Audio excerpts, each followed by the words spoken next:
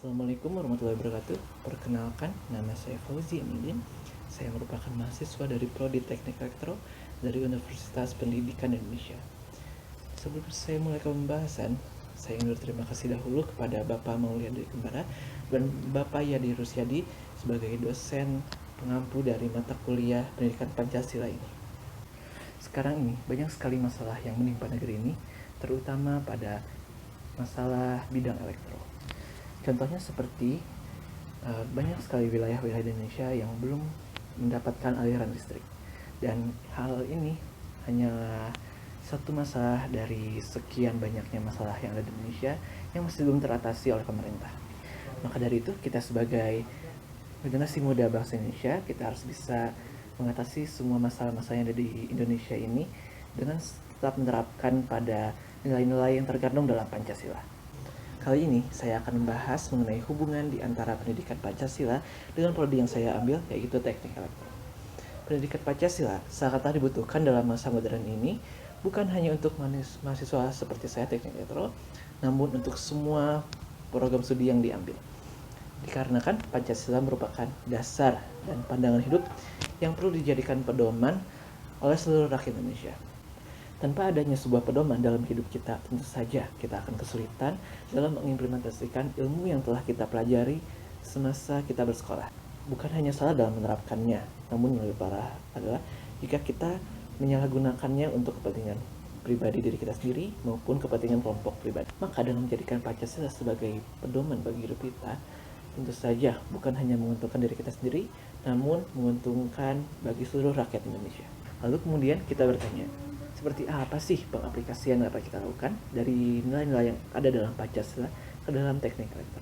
Pengaplikasian Pancasila dalam teknik elektro dapat kita lihat dalam sila kelima, yaitu keadilan sosial bagi seluruh rakyat Indonesia.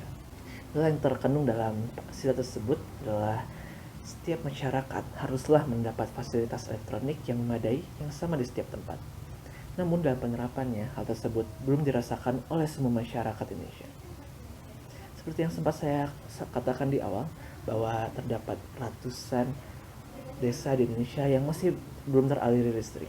Tentu saja hal tersebut sangat mengkhawatirkan bagi keberlangsungan bangsa Indonesia, dikarenakan jangankan mendapatkan barang elektronik yang layak, aliran listrik pun belum mereka dapatkan.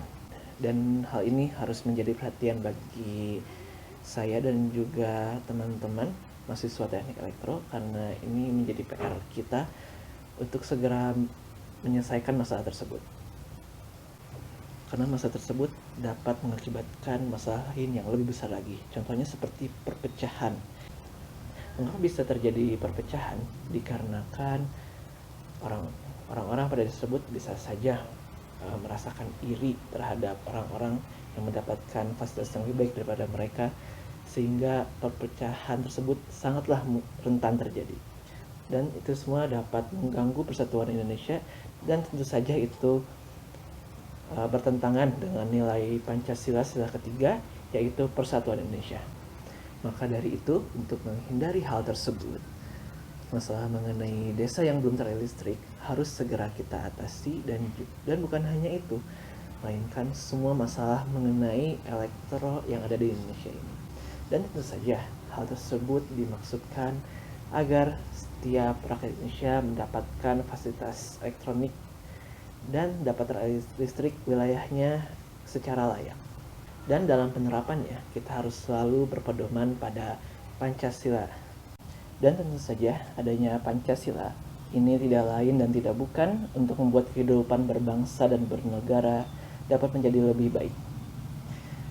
Jadi sekian yang dapat saya sampaikan mengenai hubungan antara pendidikan Pancasila dan prodi yang saya ambil, yaitu Teknik Elektro.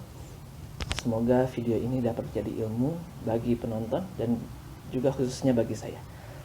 Terima kasih atas perhatiannya. Saya Fauzi Aminuddin, izin pamit undur diri. Wassalamualaikum warahmatullahi wabarakatuh.